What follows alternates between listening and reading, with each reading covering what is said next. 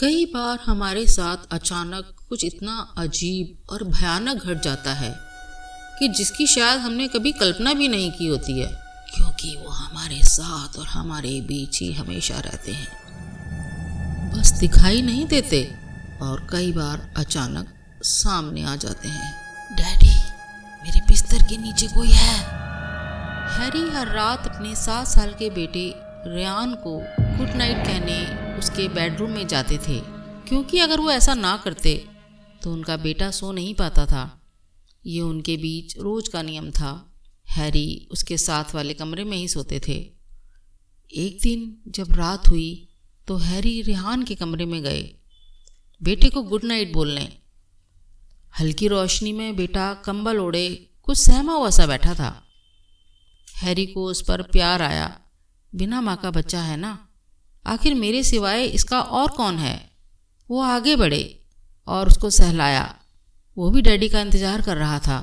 पहली नज़र में सब ठीक लगा, फिर भी पिता को कुछ अजीब सा महसूस हुआ। अचानक हैरी ने महसूस किया कि रेयान अब वैसा नहीं दिख रहा था जैसा वो उसके कमरे में घुसने के वक्त था। अब उसके होठ कानों तक फैले हुए अजीब सी मुस्कान दे रहे थे। सब ठीक है ना बेटा? हैरी ने पूछा। रेयान ने मुस्कुराते हुए सिर हिलाया और बोला, डैडी, मेरे बिस्तर के नीचे देखो, कहीं कोई भूत तो नहीं छिपा है। हैरी को लगा कि लगता है आज रेयान मजाक के मूड में है। हैरी हल्के से हंसे और बेटे को खुश करने के लिए झुककर बेड के नीचे देखने लगे। बिस्तर के नीचे पीला चेहरा डर से कांपता हुआ उनका असली बेटा रेहान छुपा हुआ था। वो इतना डरा हुआ था कि उसकी आवाज़ भी बड़ी मुश्किल से निकल रही थी। उसकी आंखें डर से फैली हुई थीं। हैरी ने उससे पूछा कि तुम यहाँ कैसे आए? तुम तो बेड के ऊपर थे। डैडी को देखकर रेहान की हिम्मत कुछ बढ़ी।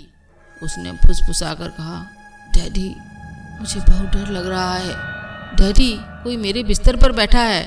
हैरी ने तुरंत ऊपर उठकर बेड पर देखा तो उनकी हालत भी देखने वाली थी।